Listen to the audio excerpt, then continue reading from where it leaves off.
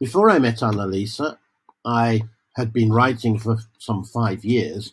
I had a novel I was working on, which was going nowhere, and I'd written a collection of short stories which I couldn't sell.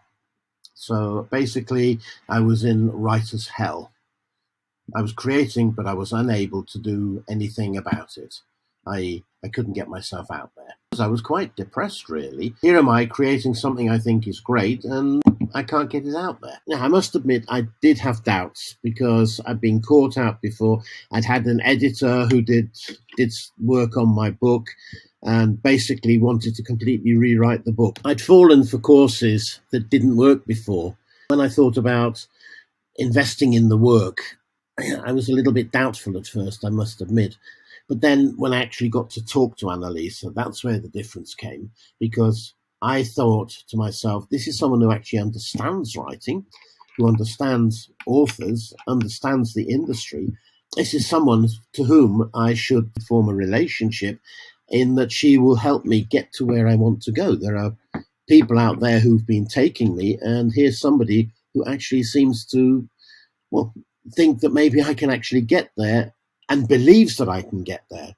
Whereas these other people just saw me as a cash cow. Once I met Annalisa, I realized this was somebody who actually understood me.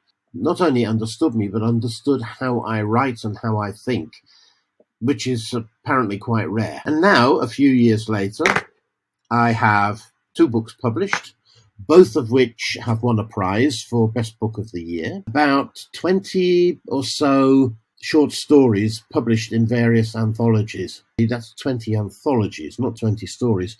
The number of stories is about 30. It feels fantastic because it means people are actually reading my stories and enjoying them. If it hadn't been for Annalisa, quite honestly, I would have probably given up writing.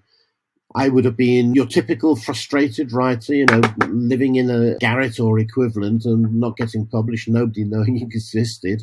And I would very likely have given up writing. Instead, I've written nearly 1.4 million words over, so far, 26 different books.